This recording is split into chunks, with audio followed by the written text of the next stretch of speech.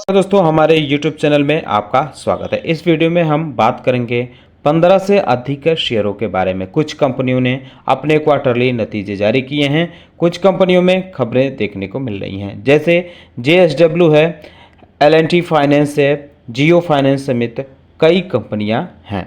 तो इन सारी चीज़ों पे डिस्कशन शुरू करने से पहले मैं कहना चाहूँगा कि अगर आपने हमारे चैनल को सब्सक्राइब नहीं किया है तो कृपया सब्सक्राइब कर लें और बेल आइकन भी दबा लें। तो सबसे पहले बात करेंगे JSW स्टील के बारे में। आज इसके शेयरों में 1.5% के आसपास की तेजी के साथ क्लोजिंग देखने को मिली है। इसमें अपडेट देखने को मिलता है कि कंपनी की एक जॉइंट वेंचर है, JFE जॉइंट वेंचर है, जिसने मिलकर इन दोनों का जॉइंट वेंचर जो है इसने मिलकर थाइसेन क्रॉप इलेक्ट्रिक स्टील कंपनी के 100% एक्वायर किए हैं। ये जो एक्विजिशन हुआ है ये ठीक ठाक अमाउंट में हुआ है, 4051 करोड़ रुपये में एक्विजिशन ये हुआ है। L&T फाइनेंस के बारे में अगर बात करें तो आज इसके शेयरों में मामूली हरियाली के साथ क्लोजिंग देखने को मिली है। अपडेट इसमें यह है कि कंपनी ने अपने क्वार्टरली नतीजे जारी किए हैं। सितंबर क्वार्टर में कंपनी का जो रेवेन्यू रहा है अच्छी खासी बढ़त देखने को मिल रही है, 25% के आसपास ईयर ऑन ईयर बढ़त है। 4019 करोड़ रुपये इस बार कंपनी ने अपना रेवेन्यू दर्ज किया है, जो पिछली बार ये 3213 करोड़ रुपए रहा था पिछले साल के Q2 में। तो जो बेहतरीन रिजल्ट रेवेन्यू इसका देखने को मिल रहा है उसके पीछे की वजह है कि इसका जो की बिजनेस सेगमेंट है उसमें इंटरेस्ट इनकम, फीस और कमीशन अच्छे खासे मिले हैं, जिसकी वजह से कंपनी का रेवेन्यू अच्छे लेवल पर देखने को मिल रहा है। वहीं अगर इसके नेट प्रॉफिट की बात करें तो नेट प्रॉफिट भी इसका बढ़ते हुए देखने को मिला है। तो कंपनी का जो नेट प्रॉफिट है 16.8% बढ़ा है। 695 करोड़ रुपए के आसपास कंपनी ने इस बार अपना नेट प्रॉफिट दर्ज किया है, जो पिछले साल 595 करोड़ रुपए रहा था। अगर पीबीटी की बात करें तो पीबीटी कंपनी की इस बार जो है 939 करोड़ रुपए रहा है। इसमें 17.8% इंक्रीज देखने को मिली है। टोटल कंप्रिहेंसिव इनकम की बात करें तो ये भी काफ़ी अच्छा खासा इसमें भी उछाल देखने को मिली है, 19% ईयर ऑन ईयर बढ़ा है। 700 करोड़ रुपए टोटल कंप्रिहेंसिव इनकम रहा है। ईपीएस की बात करें तो कंपनी की ईपीएस जो है बढ़ी है, 2.79 इस बार रही है, जो पिछली बार 2.40 रहा था। इसमें भी 16.3% के आसपास की इंक्रीज देखने को मिली है। क्वार्टर ऑन क्वार्टर बेसिस पे अगर हम बात करें तो इसके जो क्वार्टर ऑन क्वार्टर रेवेन्यू है उसमें 6.2% की इंक्रीज रही है। नेट प्रॉफिट में 1.5% की इंक्रीज रही है। कंप्रिहेंसिव इनकम भी 1.25% के आसपास बढ़ा है। लेकिन अगर छमाही के बारे में बात करें तो 6 महीने में जो कंपनी का रेवेन्यू फ्रॉम ऑपरेशन रहा है तो इस बार कंपनी का 6 महीने में रेवेन्यू 7803 करोड़ रुपए रहा है, जो पिछले साल के इसी छमाही में 6432 करोड़ रुपए रहा था। नेट प्रॉफिट की बात करें तो नेट प्रॉफिट भी बढ़ा है, 1381 करोड़ रुपए दर्ज किया है, जो पिछले साल 1126 करोड़ रुपए रहा था। तो आगे चलकर इसके शेयरों पर आप चाहें तो नज़र रख सकते हैं। रिजल्ट कुल मिलाकर अच्छा देखने को मिल रहा है। वेदांता लिमिटेड के बारे में बात करें तो 0.2% के आसपास की तेजी के साथ इसमें क्लोजिंग देखने को मिली है। इसमें भी एक अपडेट देखने को मिल रहा है। कंपनी ने अनाउंस किया है कि वो 1 लाख करोड़ रुपए उड़ीसा में इन्वेस्टमेंट करेगी। इसके तहत कंपनी क्या करेगी कि 6 मिलियन टन पर एनम एल्यूमिनियम रिफाइनरी लगाएगी और 3 मिलियन टन पर एनम एल्यूमिनियम प्लांट लगाएगी। तो ये जो इन्वेस्टमेंट होगा इस पर ये काफ़ी महत्वपूर्ण रहने वाला है। रिन्यूएबल एनर्जी के तहत ये सारे काम देखने को मिलेंगे, तो आप चाहें तो इस पर भी नज़र रख सकते हैं आगे चलकर।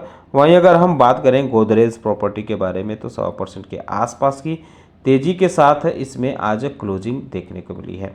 इसमें एक अपडेट देखने को मिल रहा है कि कंपनी ने अहमदाबाद में 3 एकड़ का एक लैंड एक्वायर किया है।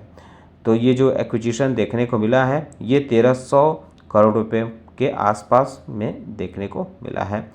माफ़ कीजिएगा, 1300 करोड़ रुपए का इसका जो है पोटेंशियल देखने को मिल रहा है। इसमें जो कंपनी है प्रीमियम रेजिडेंशियल अपार्टमेंट डेवलप करेगी, तो इस वजह से यह शेयर भी आगे चलकर फोकस में रह सकता है। जेएम फाइनेंस में एक अच्छी खबर देखने को मिली है। आज बाजार के आखिरी दौर में इसमें अच्छी खासी तेजी रही है। कुल मिलाकर इसका जो है 2.25% के आसपास की तेजी के साथ क्लोजिंग देखने को मिली है। आरबीआई ने जेएम फाइनेंस की एक जो आर्म कंपनी देखने को मिलती है जेएम फाइनेंशियल प्रोडक्ट, तो इस पे एक रिस्ट्रिक्शन लगाया था, उस रिस्ट्रिक्शन को अब हटा दिया है। ये जो रिस्ट्रिक्शन था ये फाइनेंसिंग के जो शेयरिंग और डिबेंचर्स को लेकर था, इससे अब ये राहत मिली है, आरबीआई की तरफ से दी गई है। जेएम फाइनेंशियल की जो सब्सिडरी कंपनियां देखने को मिलती है जेएम फाइनेंशियल प्रोडक्ट को, तो इस पे आप चाहें तो नज़र रख सकते हैं। वहीं अगर हम बात करें अगली कंपनी मैस्टेक के बारे में, तो 2% के आसपास की तेज़ी के साथ क्लोजिंग आज देखने को मिली है।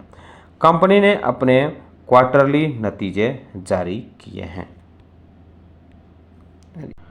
कंपनी की तरफ से बाकायदा बताया गया है कि जो इस बार के Q2 में कंपनी ने नेट प्रॉफिट दिखाया है, उसमें बेहतरीन रिजल्ट देखने को मिला है। 102% के आसपास की तेज़ी रही है। ईयर ऑन ईयर उछाल कंपनी के नेट प्रॉफिट में आया है। 128 करोड़ रुपए कंपनी ने इस बार नेट प्रॉफिट दर्ज किया है, जो पिछले साल के इसी क्वार्टर में 62 करोड़ रुपए रहा था। कंपनी के रेवेन्यू की बात करें तो रेवेन्यू फ्रॉम ऑपरेशन 13.25% के आसपास इंक्रीज हुआ है। 765 करोड़ रुपए से बढ़कर इस बार 867 करोड़ रुपए कंपनी ने रेवेन्यू दिखाया है। एबिडा की बात करें तो कंपनी का एबिडा 16.25% के आसपास बढ़ा है, 143 करोड़ रुपए रहा, जो पिछले साल के Q2 में 123 करोड़ रुपए रहा था। एबिडा मार्जिन की बात करें तो एबिडा मार्जिन भी जो इस बार है कंपनी का 16.5% यानी 16.5% के आसपास देखने को मिला है, जो ये 15.1% रहा था पिछले साल के इसी क्वार्टर में। अगर कुछ अन्य चीज़ों की बात करें तो जो कंपनी ने इस क्वार्टर में 14 नए क्लाइंट ऐड किए हैं। टोटल जो एक्टिव क्लाइंट इस क्वार्टर में रहे हैं 380 रहे हैं, जो पिछले साल के आपकी जगह जो Q1 में 391 क्लाइंट रहे थे। तो बहरहाल आप चाहें तो इस पे भी नज़र रख सकते हैं, क्योंकि काफ़ी बेहतरीन इसका रिज़ल्ट देखने को मिल रहा है। वहीं अगर हम बात करें जियो फाइनेंशियल सर्विसेज के बारे में, तो आज इसके शेयर जो हैं फ्लैट रहे हैं, थोड़ी सी उतार चढ़ाव देखने को मिली है। रिलायंस इंडस्ट्रीज़ की इस आर्म कंपनी ने अपने क्वार्टरली नतीजे जारी किए हैं। 3.1% इसके नेट प्रॉफिट में ईयर ऑन ईयर जंप देखने को मिली है। 689 करोड़ रुपए कंपनी ने इस बार नेट प्रॉफिट दर्ज किया है। रेवेन्यू की बात करें तो रेवेन्यू भी इसका 14% ईयर ऑन ईयर बढ़ा है। 693 करोड़ रुपए कंपनी ने रेवेन्यू दिखाया है, जो पिछले साल 608 करोड़ रुपए रहा था। तो आप चाहें तो इस पे भी नज़र रख सकते हैं। वहीं अगर हम बात करें अगली कंपनी के बारे में, कोटक महिंद्रा बैंक के बारे में, तो आज इसके शेयरों में कुछ खास बदलाव तो नहीं देखने को मिला है, लेकिन एक चीज़ ये है कि कंपनी ने अपने जो है एक अपडेट जारी किया है। कंपनी की तरफ से कहा गया है कि जो स्टैंडर्ड चार्टर्ड इंडिया है उसका 4100 करोड़ रुपए का पर्सनल लोन बुक किया है, जो है वो एक्वायर करने वाली है। तो जो पर्सनल लोन बुक है 4100 करोड़ रुपए का, ये कोटक महिंद्रा बैंक एक्वायर करेगा। इसके लिए चारों तरफ से अप्रूवल मिल गई है। Krishna institute of medical science limited के बारे में बात करें तो आज इसमें 0.5% के आसपास की गिरावट के साथ क्लोजिंग देखने को मिली है। कंपनी की तरफ से बताया गया है कि विप्रो जीई हेल्थ केयर के साथ इसने एक एमओयू साइन किया है।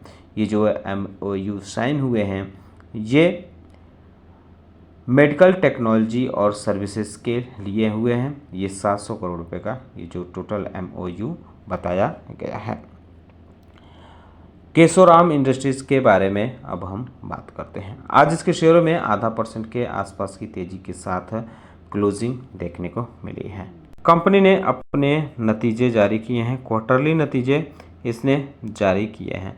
बताया है कि इस बार जो कंपनी का नेट लॉस है पिछले साल के मुकाबले बढ़ा है, 59 करोड़ रुपये से बढ़कर इस बार 70 करोड़ रुपये हो गया है। रेवेन्यू 59 करोड़ रुपये दर्ज किया है, जो पिछले साल ये 60 करोड़ रुपये के आसपास रहा था। एबिटा जो है 11 करोड़ रुपये इस बार कंपनी का रहा है, जो पिछले साल अगर बात करें तो पिछले साल ये 16 करोड़ रुपये रहा था।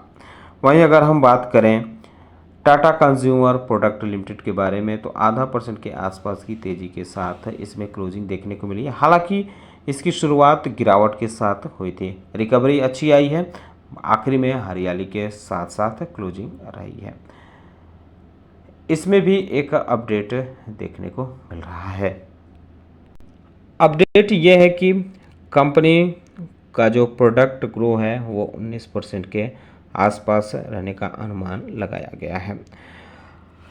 तेजस नेटवर्क के बारे में अगर हम बात करें तो आज इसके शेयरों में 4.5% के आसपास की तेज़ी के साथ क्लोजिंग देखने को मिली है। हालांकि मार्केट टाइम में ज़्यादा तेज़ी थी, बाद में थोड़ी प्रॉफिट बुकिंग देखने को मिली है। कंपनी ने अपने Q2 के नतीजे जारी किए हैं। नेट प्रॉफिट जो है इस बार कंपनी का 275 करोड़ रुपए रहा है, जो पिछले साल कंपनी का नेट लॉस 12 करोड़ रुपए रहा था। यानी लॉस से इस बार कंपनी प्रॉफिट में आ गई है। रेवेन्यू 2811 करोड़ रुपए रहा, जो पिछले साल 396 करोड़ रुपए रहा था। एबिटा की बात करें तो 535 करोड़ रुपए रहा है, जो पिछले साल 12 करोड़ रुपए के आसपास रहा था। और एबिटा मार्जिन भी इसकी बड़ी है, 3.25% से बढ़कर 19% इस बार एबिटा मार्जिन आई है। तो इस वजह से आप चाहें तो इस पे भी नज़र रख सकते हैं। ICICI लॉम्बार्ड के बारे में बात करते हैं। आज इसने अपने क्वार्टरली नतीजे जारी किए हैं, साथ ही साथ कंपनी ने डिविडेंड का ऐलान भी किया है। तो नेट प्रॉफिट कंपनी का जो है 20% बढ़ा है, 694 करोड़ रुपए कंपनी ने इस बार नेट प्रॉफिट दिखाया। और नेट प्रीमियम इनकम 16.5% से ज़्यादा बढ़ा है, 526 करोड़ रुपए ये रहा है। इसके साथ ही कंपनी ने अपने इंतरिम डिविडेंड देने का ऐलान किया है। 5.5 रुपये पर शेयर के हिसाब से कंपनी इंतरिम डिविडेंड देगी, जिसकी फिक्स डेट 28 अक्टूबर रखी गई है और 16 नवंबर तक पेमेंट इसकी कर दी जाएगी। ये कंपनी की तरफ से बड़ा अपडेट जारी किया है। ओबेरॉय रियल्टी के बारे में बात करें तो बाजार के आखिरी दौर में इसमें तेज़ी देखने को मिली है। कंपनी ने आज अपने क्वार्टरली नतीजे जारी किए हैं, साथ ही साथ कंपनी ने 2 रुपये पर शेयर के हिसाब से डिविडेंड का भी अनाउंसमेंट किया है। इसकी रिकॉर्ड डेट 4 नवंबर रखी गई है और 14 नवंबर तक इसकी पेमेंट कर दी जाएगी। अगर इसके रिपोर्ट की बात करें तो कंपनी का नेट प्रॉफिट इस बार 589 करोड़ रुपए आया है, जो पिछली बार 457 करोड़ रुपए रहा था। और रेवेन्यू की बात करें तो 8.5% के आसपास बढ़ा है, 1320 करोड़ रुपए रहा है। एबिटा भी इसका 27.5% के आसपास बढ़ा है, 814 करोड़ रुपए रहा है। और एबिटा मार्जिन की बात करें तो ये भी बढ़ा है, 52.4% से बढ़कर 61.6% आया है। तो आप चाहें तो इस पे भी नज़र रख सकते हैं। हिंदुस्तान जिंक के बारे में बात करते हैं तो हिंदुस्तान जिंक में भी रिजल्ट देखने को मिला है। कंपनी ने बताया है कि उसका नेट प्रॉफिट 34.6% इंक्रीज हुआ है ईयर ऑन ईयर। 2327 करोड़ रुपए कंपनी ने इस बार अपना नेट प्रॉफिट दिखाया है। रेवेन्यू भी कंपनी का 21.5% बढ़ा है, 8252 करोड़ रुपए कंपनी का इस बार रेवेन्यू रहा है। कंसोलिडेटेड मार्जिन की बात करें तो ये भी बढ़ी है, 46% से बढ़कर करीब 50% के आसपास देखने को मिला है। एबिटा की बात करें तो 31% से ज़्यादा कंपनी का एबिटा बढ़ा है।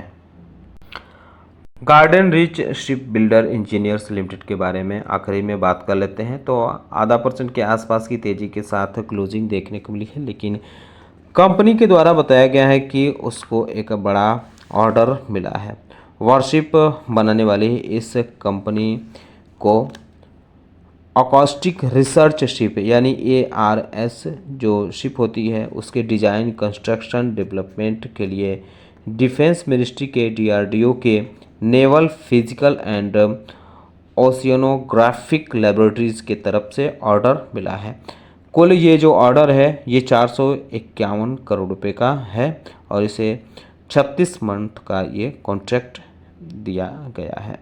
आपको बता दें कि अक्टूबर के पहले वीक में भी कंपनी को बंगाल सरकार की तरफ से 2 ऑर्डर मिले थे। तो इस महीने 2-3 हो गए अच्छे ऑर्डर मिल चुके हैं। इस वजह से यह शेयर आगे चलकर फोकस में रह सकता है। अगर पिछले 5 सेशन की बात करें तो 2.5% के आसपास की तेज़ी है। हालांकि एक महीने में कुछ खास नहीं है, 3% की तेज़ी है, लेकिन 6 महीने में आप देख सकते हैं कि 101% तक उछाल रही है। एक साल में 122% और मैक्सिमम की बात करें तो 1630% के आसपास की तेज़ी रही है। 2018 में कंपनी की लिस्टिंग 101 रुपये पे हुई थी। तो इस पे आप चाहें तो आगे की अपनी रणनीति बना सकते हैं। तो दोस्तों उम्मीद करता हूँ कि आपको हमारा वीडियो पसंद आया होगा। कैसा लगा बताना न भूलें। साथ ही साथ हमारे चैनल को सब्सक्राइब कर लें, बेल आइकन दबा लें। वीडियो देखने के लिए बहुत बहुत धन्यवाद।